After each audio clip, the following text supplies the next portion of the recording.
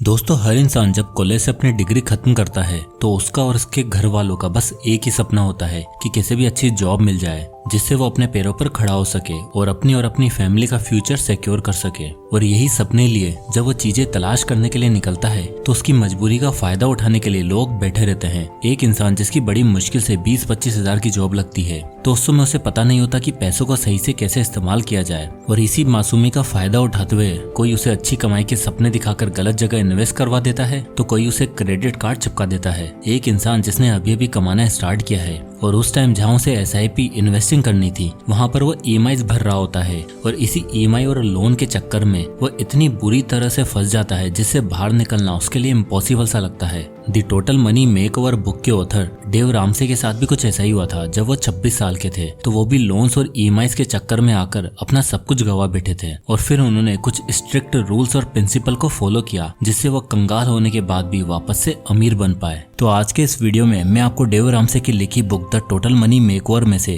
5 ऐसे रूल बताने वाला हूँ जो आपकी लाइफ को पूरी तरीके से चेंज कर देंगे। और ये 5 के 5 रूल बहुत ही सिंपल एंड इम्पोर्टेंट है, इसलिए अगले 10 मिनट में इन्हें अच्छे से देखिएगा और इन्हें जानने के बाद आपको पूरी तरीके से क्लैरिटी मिलेगी कि आपको क्या करना है और क्या नहीं। So let's begin. Rule number 1, make an emergency fund. दोस्तों, इस रूल को समझाने के लिए आइए एक एग्जांपल की मदद लेते हैं। तो ये है कबीर। कबीर पहले बहुत ही इररेस्पॉन्सिबल आदमी था, पर अभी सडनली उसने डिसाइड किया कि वो एक रेस्पॉन्सिबल आदमी बनेगा और अपना पैसा इधर उधर वेस्ट करने की जगह सेव और इन्वेस्ट करेगा। कबीर फंड्स अरेंज करके और माइंड मेकअप करके बैठा ही होता है कि सडनली उसके पापा की तबीयत खराब हो जाती है और उसने जो 2 लाख रुपए बचा रखे थे वो सब कुछ खर्च हो जाते हैं, और इसके बाद वो कभी भी सेव एंड इन्वेस्ट नहीं कर पाता। दोस्तों, हम में से मोस्टली लोगों की सिचुएशन कबीर जैसी ही होती है। हम चाहते तो हैं इन्वेस्ट करना, सेव करना, पर कोई ना कोई खर्चा निकल ही आता है जिस वजह से हम कभी भी अपने प्लान को एग्जीक्यूट ही नहीं कर पाते। इसलिए डेव रामसे हमें सबसे पहले ये मोस्ट इम्पोर्टेंट रूल बताते हैं, which is make an emergency fund.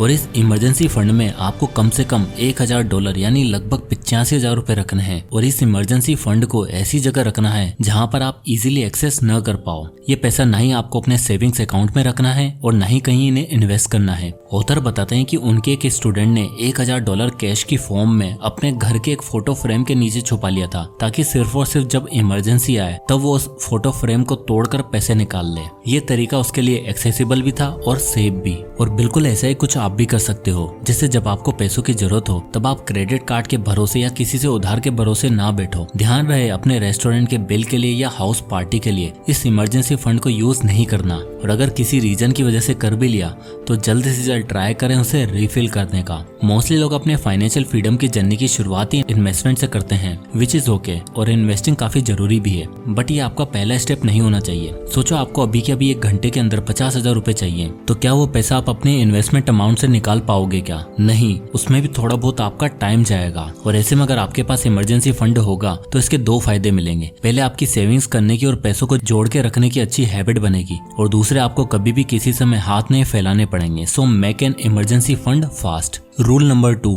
Drop the denial. Second rule जो ऑथर हमें सिखाते हैं वो है ड्रॉप द डिनाइल। हम में से मोस्टली लोग अपनी हेल्थ को लेकर, अपने फाइनेंस को लेकर डिनाइल में जीते हैं। वर्क लाइफ और पर्सनल लाइफ बैलेंस करते करते हम इतना खो जाते हैं कि कभी अपने खाने पीने पर ध्यान ही नहीं दे पाते, और धीरे धीरे उसका इफेक्ट हमारी हेल्थ पर दिखने लगता है, पर हम फिर भी डिनाइल में जीते हैं। ठीक उसी तरह जिस तरह अगर आप एक मेंढक को गर्म पानी में डालोगे तो वो एकदम से उछलकर बाहर निकल जाएगा, पर अगर आप उसे एक नॉर्मल वाटर में डालकर धीरे धीरे उसका टेम्परेचर बढ़ाओ तो इवेंचुअली वो मर जाएगा, क्योंकि वो डिनाइल में तैरने लगेगा और उसे लगेगा कि कुछ हो ही नहीं रहा है। और हम भी अपने फाइनेंस के साथ कुछ ऐसा ही करते हैं। हमें पता है कि इन्वेस्टिंग जरूरी है, सेविंग्स जरूरी है, लोन लेना बेकार है, पर फिर भी हम लोन लेते हैं, सेविंग्स की बजाय शॉपिंग करना पसंद करते हैं, SIP की जगह फोन की EMI देना पसंद करते हैं। इन शॉर्ट एक ऐसी लाइफ जीना चाहते हैं जो सिर्फ दिखने में ही अच्छी लगे। दोस्तों, कहा जाता है कि सक्सेस और फेलियर दोनों ही हमारे स्टेप बाय स्टेप प्रोसेस के रिजल्ट होते हैं। आपको सक्सेस सिर्फ 1 या 2 काम करके नहीं मिल पाएगी, बल्कि आपको वो काम रोज करना पड़ेगा, तब जाके आप सक्सेसफुल बन पाओगे। ठीक उसी तरह आपकी फाइनेंशियल हेल्थ और आपकी फिजिकल हेल्थ सिर्फ एक दिन में खराब नहीं होती,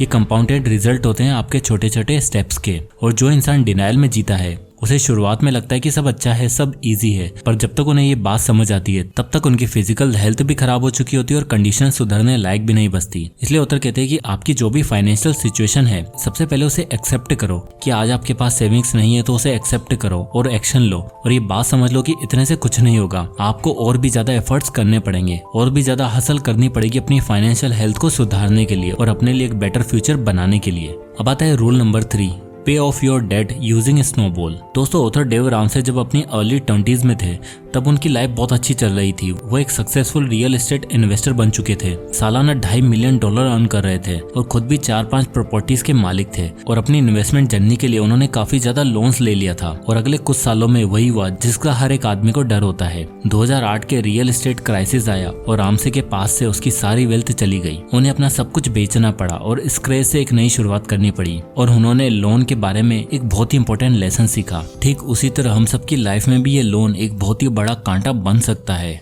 जो हमारी फाइनेंशियल फ्रीडम की जर्नी को आगे नहीं बढ़ने देगा। ऑथर कहते हैं अगर आपके लोन्स आपकी इनकम के 30% से ज्यादा हैं तो आप फाइनेंशियली आउट ऑफ शेप हो। अब दोस्तों देखो, टू बी वेरी ऑनेस्ट, मुझे पता है कि अगर हमें आगे बढ़ना है और अपने बच्चों और अपने परिवार के लिए बेटर फ्यूचर बनाना है तो हमें लोन्स का सहारा तो लेना पड़ेगा और इसमें कोई बुराई भी नहीं है, बल्कि दिक्कत तो तब आती है जब आप इस ट्रैप में फंसे रहते हो। इसलिए आपको अपने लोन्स को पे ऑफ करने के लिए आपको डेट स्नोबॉल मेथड का यूज करना चाहिए, जिसमें आपको अपने सभी लोन्स को इंक्रीजिंग ऑर्डर में यानी छोटे से बड़े ऑर्डर में लिखना है और सबसे पहले सबसे छोटा लोन खत्म करना है जो आपको बाकी के सभी लोन्स के लिए कॉन्फिडेंस देगा और धीरे धीरे करके उस लिस्ट में से सभी लोन्स को पे ऑफ करके खत्म करना है, जिससे आप at the end debt free रहोगे और फ्यूचर के लिए नए प्लान्स बना पाओगे। Rule number 4, invest at least 15% to your retirement. Dave Ramsey कहते हैं अगर आपको फाइनेंशियली फ्री लाइफ और एक सिक्योर फ्यूचर चाहिए तो आपको अपनी इनकम का 15% स्टॉक मार्केट या म्यूचुअल फंड के थ्रू इन्वेस्ट करना होगा, जिससे आप रिटायरमेंट की एज तक आते आते आपके पास इनफ फंड्स होगा और जिससे आप अपनी बची हुई लाइफ को स्मूथली चला पाओगे। अपनी बुक में ऑथर टॉम एंड जेन नाम के एक मैरिड कपल का एग्जाम्पल देते हैं जो अपने मिड 40s में आ चुके थे और इस 15% के रूल को फॉलो करना तो दूर, उन्होंने 40 साल में कोई भी इन्वेस्टमेंट तक नहीं करी थी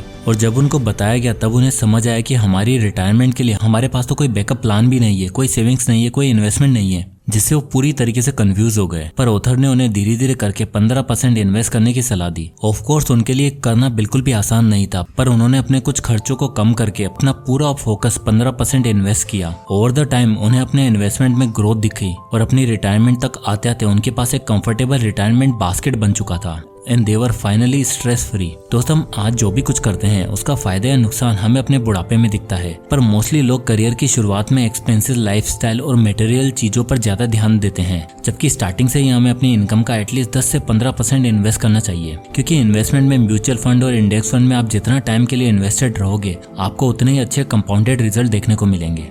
अब आता है rule number 5, grow wealth and enjoy life. अक्सर लोगों का मानना है कि रिच और वेल्दी बनने के लिए आपको सारी इंजॉयमेंट, सारी खुशियां मारनी पड़ेगी, तब जाकर आप रिच बन पाओगे। पर डेव रामसे कहते हैं building wealth and enjoy life ये दो अलग अलग चीजें नहीं है। आप अपनी वेल्थ को बिल्ड करते करते भी अपनी लाइफ को एंजॉय कर सकते हो, ट्रेवल कर सकते हो, लाइफ की सारी लग्जरियस चीजें हासिल कर सकते हो। ऑथर डेव रामसे के कुछ स्टेप्स एंड रूल्स को फॉलो करके like emergency fund, paying off debt using snowball, 15% of retirement जैसे स्टेप्स को फॉलो करके आप आसानी से वेल्थ बिल्ड कर सकते हो। कैसे, चलिए इसे एक एग्जांपल के थ्रू समझाता हूँ। राहुल नाम का एक 35 साल का सॉफ्टवेयर इंजीनियर है जो इंडिया की टॉप 20 कंपनीज में से किसी एक में काम करता है। राहुल का हमेशा से एक सपना था कि वो दुनिया घूमे, एक्सप्लोर करे और नए नए कल्चर्स को देखे, पर साथ ही साथ वो अपने फाइनेंस को लेकर भी चिंता में था क्योंकि वो सेविंग्स और इन्वेस्टिंग भी करना चाहता था। और इसी कंफ्यूजन से निकलने के लिए उसने द टोटल मनी मेकओवर पढ़ी और इसे पढ़ने के बाद उसने अपने ट्रेवल्स को ठीक से बजट किया, अपने ट्रेवल के साथ साथ कुछ पैसा और सेविंग्स और इन्वेस्टमेंट में भी डाला। होटल्स में रहना, फ्रेंडली गैदरिंग करना, महंगी महंगी गाड़ियां रखना, उसने ये सारे शौक छोड़कर सिर्फ अपने ड्रीम्स और अपने फाइनेंस पर ध्यान दिया और अपने मंथली एक्सपेंसेस को कुछ इस तरह से मैनेज किया। तो जैसे कि आप देख सकते हो कि उसकी इनकम 50,000 रुपए थी, तो उसने अपनी इनकम का 20% सेविंग्स और इन्वेस्टिंग में डाला, जो बहुत अच्छी स्टार्ट है। और ऐसा करने से राहुल को अपनी इन्वेस्टमेंट पर ग्रोथ दिखना शुरू हुआ और अब वो टेंशन फ्री होकर वर्ल्ड टूर एंजॉय कर पाता है। सो इन शॉर्ट, जिस तरह आप अपने बॉडी और फेस पर मेकओवर करते हैं, ठीक उसी तरह आपको जरूरत है अपने फाइनेंस को भी मेकओवर करने की। तो दोस्तों आई होप कि ये वीडियो आपको पसंद आया होगा और इस बुक से आपको बहुत कुछ सीखने को मिला होगा। तो अगर ये वीडियो आपको पसंद आया हो तो इसे लाइक करें और ज्यादा लोगों तक शेयर करें और इसी तरह के वीडियोस के लिए चैनल को सब्सक्राइब करें। तो मिलते हैं नेक्स्ट वीडियो में, तब तक के लिए जय हिंद।